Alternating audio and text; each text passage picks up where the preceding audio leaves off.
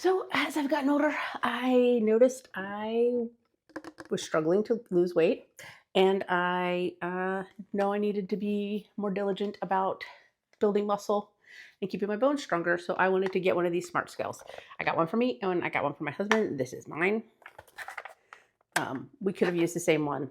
Just he tends to weigh in the basement, so we put one down there. Um, it runs on three AAA batteries. Comes with it. I'm going to show you the app, how that works. And even if you don't use the app or you don't always want to have the app, you can still see your weight. So let's take a look at how this works.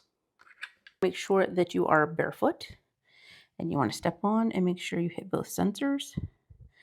Now it's going to look like it's blinking more than it really is. That's just because of the way that it is on the film. So it's not flashing so much as it is on the camera. But yeah, so then you can step off. It's going to have all of your data stored, and we're going to go into the app and show you how that works.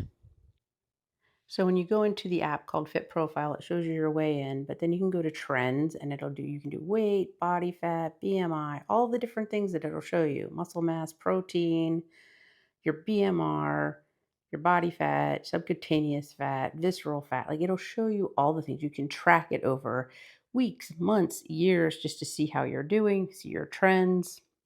If you have more than one device, like we have two scales, I have one that's a white scale and one that's a black scale. The black scale we got for my husband. The white scale is mine. Like I said, we just have them stored in different parts of the house. We only really needed one, but thought, well, makes it easier than running up and down. But I have both set up and I have a profile on both, so I can track my trends on both. So if you've been thinking about getting one of these GE Smart Scales, I hope that this little overview has helped.